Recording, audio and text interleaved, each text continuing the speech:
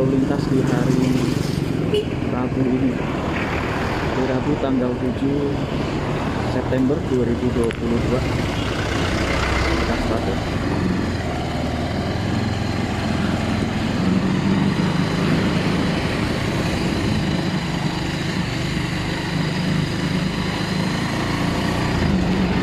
Oke teman-teman,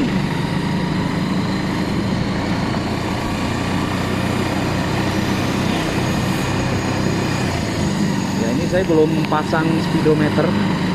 Rencananya pengen beli yang aftermarket ya, karena harga speedometer asli saya nggak tahu sih kalau misalkan beli speedometer asli bisa terpasang atau enggak, karena ini kelistrikannya sudah diubah full menggunakan milik Mega Pro, karena pada saat itu motor saya mengalami kerusakan di BCU nya teman-teman.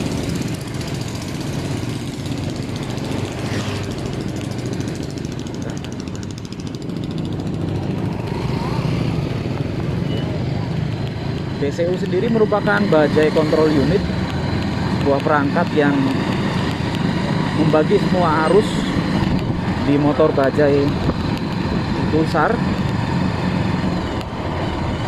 Untuk arus di listrik itu di setting semuanya di BCU.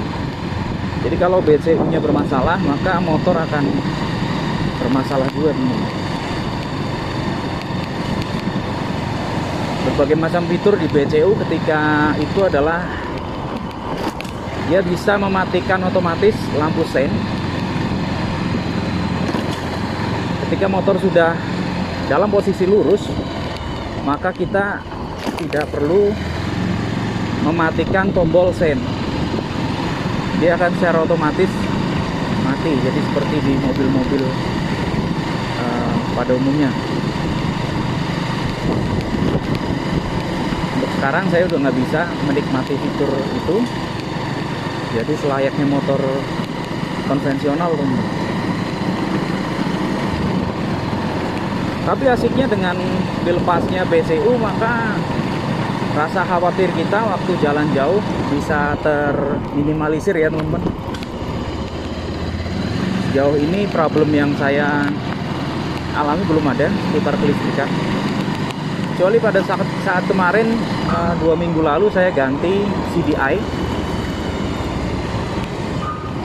Entah karena usia atau karena tidak stabil arusnya, maka CDI saya itu mengalami kerusakan.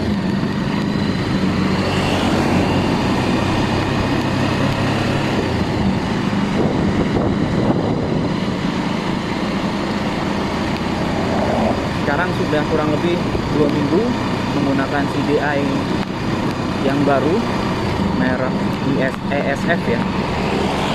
Belum terdapat kendala berarti, alhamdulillah. Dan sekarang kita coba untuk jalan-jalan lagi. Rute yang akan saya ambil kali ini akan menuju ke arah Kecamatan Sungkyuh, Kabupaten Banyumas. Jaraknya dari Kota Kroya sekitar 20 km teman-teman. Dengan jarak ini sekaligus untuk mengetes konsumsi bahan bakar bajai pulsar 220F ya.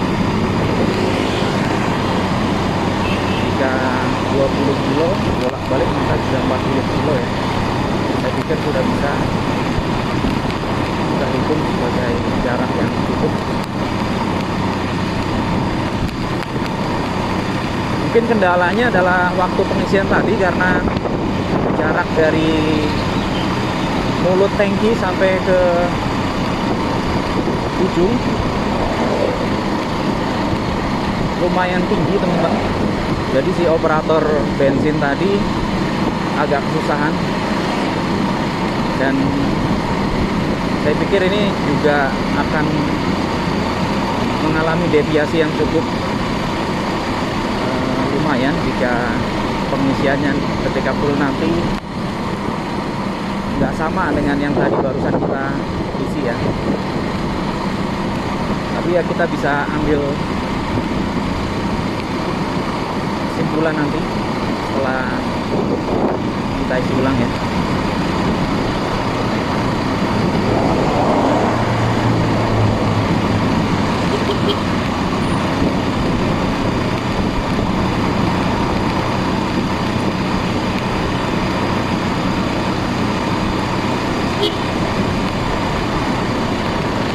Oh ya, dengan naiknya harga bahan bakar ini otomatis pengeluaran jadi lebih membengkak. Yang semula kita isi paling 30.000 maksimal untuk motor-motor bebek, sekarang bisa sampai 40 sampai 50.000 ya untuk kapasitas 5 liter yang saya isi tadi sih 5 liter. Berarti untuk bebek-bebek dan matic entry level seperti Honda Beat kemungkinan habisnya sekitar 4 kiloan, karena saya rasa nggak nyampe 5 liter, mungkin sekitar 3-4 liter ya, 40.000 berarti. Teman-teman boleh komen kesan dan kesannya setelah naikkan bahan bakar ini.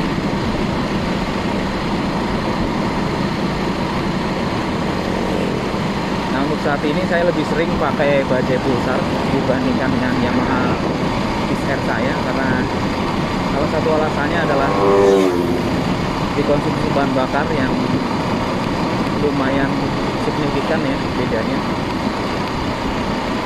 Sedangkan untuk pakai Honda Beat ada sedikit masalah di jok, seperti layaknya motor-motor Honda. Honda Beat memang sangat keras ya joknya, jadi bikin kita kurang nyaman berkendara lama. Dan ini nggak saya temui di motor ini problem jok yang mengganggu. Selama saya pakai motor bajai pulsar sangat-sangat enak teman-teman, baik posisi duduknya maupun kenyamanan di area bokong saya ya.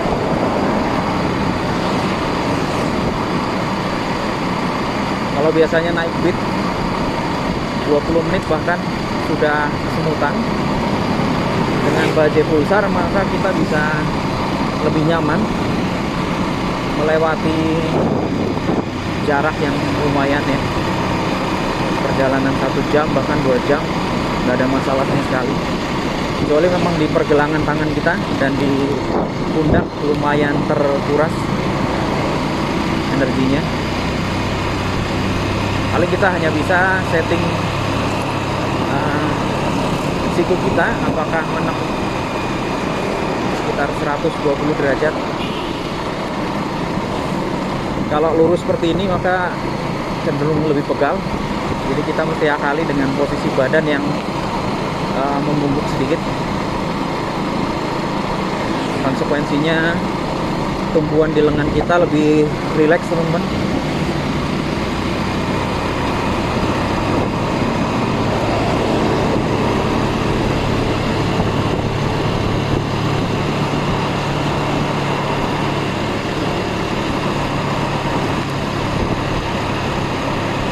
Mungkin nanti kalau ada rezeki ya, saya coba untuk pasang riser tambahan di sini, sehingga motornya bisa menggunakan stang set bar atau stang baplang.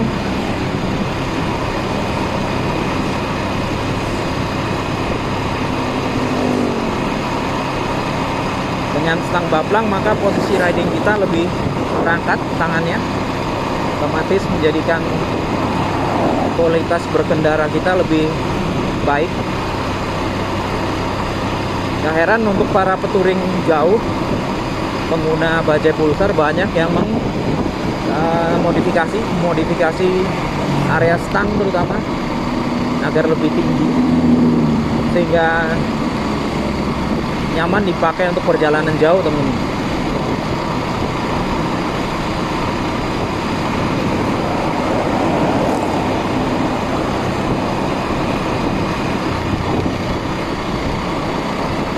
Oke, kita sudah masuk ke Nusa Wungu. Bentar lagi. Ini jalur yang pernah kita lewatin kemarin.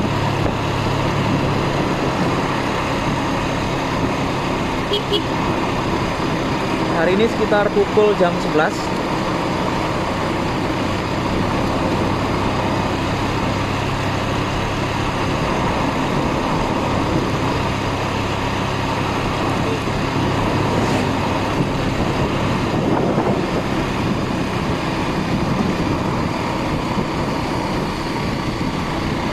Dengan kondisi yang lumayan terik, mudah-mudahan hasil videonya bagus untuk ditonton teman-teman semua. Oke, ini ada truk.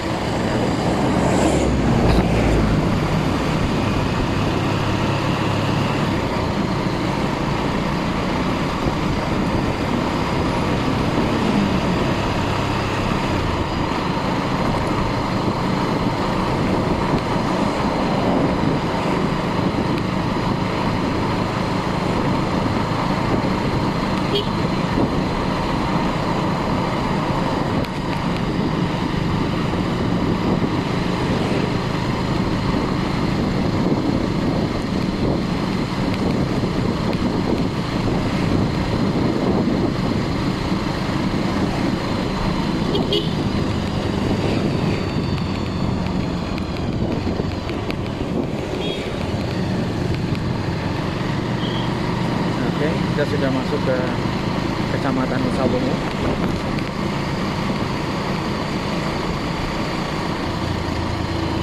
Kita akan belok kiri. Oh, jalannya lumayan rusak di depan kita, tapi nggak apa-apa.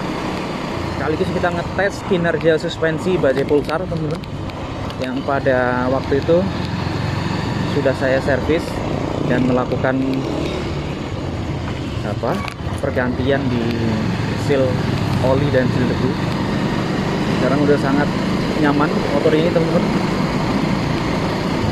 Udah hampir seperti sedia kala.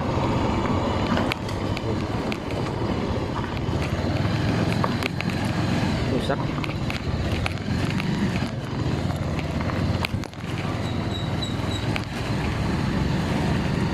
Enak sekali tanpa ada guncangan berarti di lengan kita.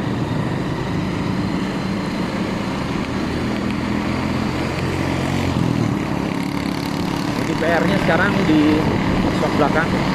Mungkin jika diganti dengan shock baru akan sangat sempurna rasa berkendara motor ini. Dan ini sekaligus jadi racun untuk teman-teman yang ingin membeli motor sport dengan harga murah namun berkualitas.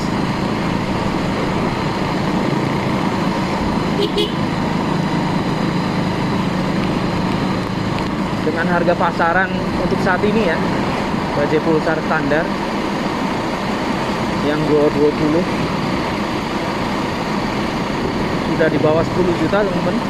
Kalau dilihat di grup bajai pulsar di Facebook, teman-teman bisa pantau di situ.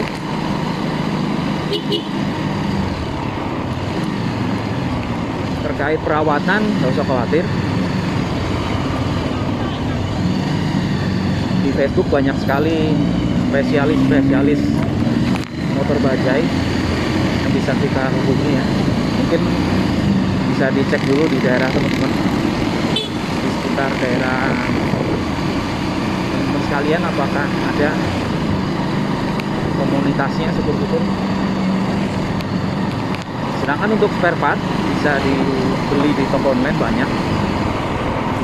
Kalau memang bengkel tidak nyetok ya, teman-teman bisa beli dulu spare partnya di toko online, kemudian bisa dipasang di bengkel yang ada di kota teman-teman sekalian. Di tempat saya sendiri di Kota Kroya, spesialisnya belum saya temui, teman-teman. Paling dekat adalah di daerah Purwokerto, jaraknya sekitar 40 kilo dari tempat saya.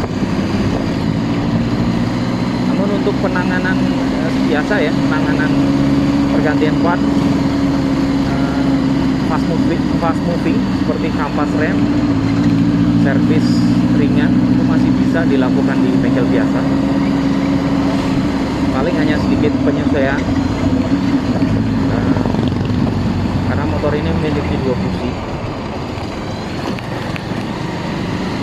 Dan bengkel langganan saya di Pak Slamet kemarin sudah lumayan terbiasa menangani motor ini, jadi sudah tahu celahnya beliau.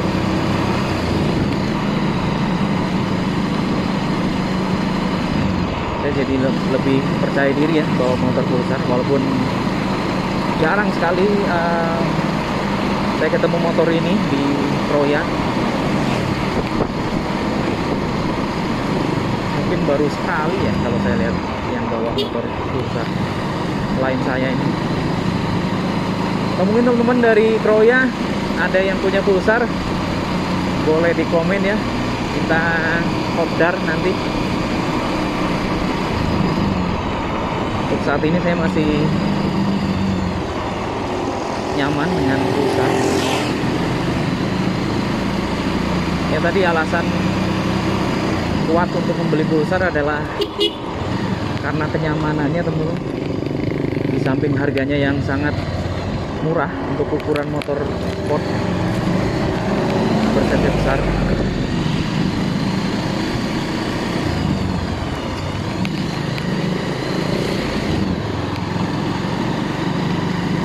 Jadi teman-teman bisa save dana banyak jika mau nyoba motor ini.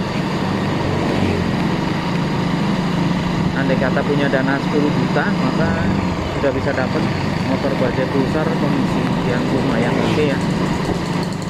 Tentunya harus diteliti terlebih dahulu sebelum membeli, karena problem motor ini adalah umur pakai teman-teman. Terakhir produksi kalau nggak salah sekitar 2013 ya, terakhir new old stocknya. Setelah itu sudah tinggal penghabisan stok aja. Sekitar 2 tahunan yang lalu ada info kalau di daerah situ Bondo, Jawa Timur ada new old stock bajaj Pulsar yang dijual harga 11 juta aja off the road. Entah sekarang stoknya masih ada atau sudah ludes ya. Saya pikir udah ludes semua karena udah lama juga.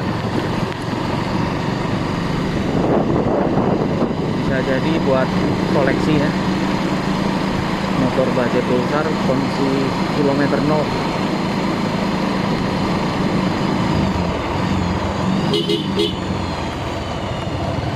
Nah, untuk kondisi yang bekas, beberapa catatan adalah di area shock breaker yang sering saya jumpai dalam kondisi bocor. Jadi itu yang harus segera dilakukan perbaikan teman-teman jika pengen motornya enak ya. Minimal untuk peredaman suspensinya bisa bikin kita nyaman. Karena kalau seal oli nggak cepet-cepet diganti, maka akan banyak sekali debu yang nempel di as shock depannya, dan itu akan membuat kerusakan lebih parah di shock breaker kita.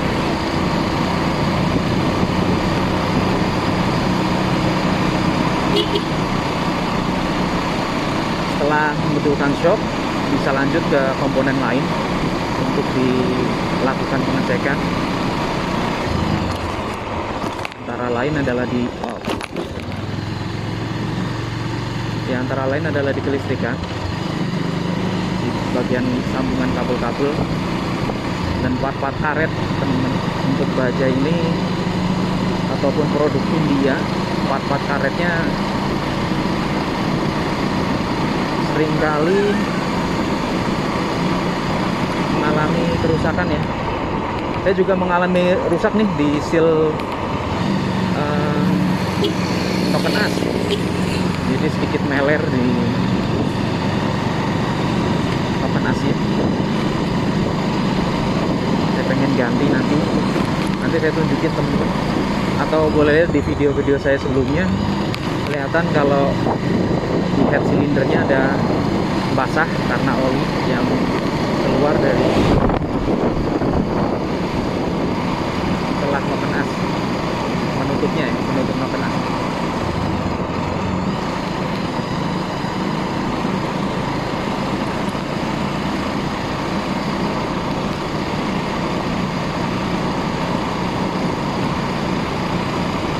Kemudian part lain adalah yang saya pikir wajib diganti kalau beli motor pulsar adalah di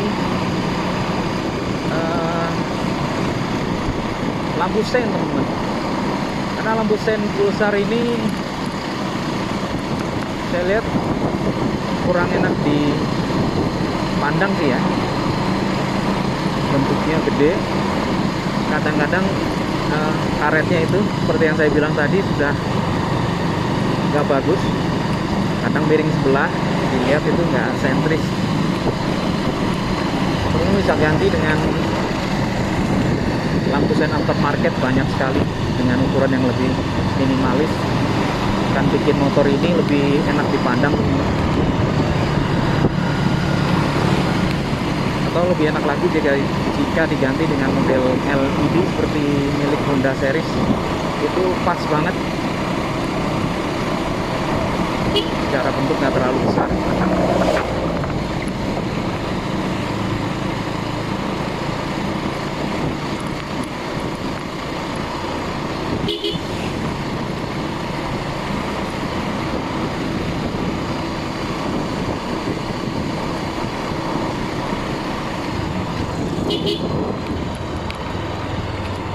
Oke, udah hampir sampai teman-teman di Jalan Raya Buntu Kebumen. Ini ya jalan utama.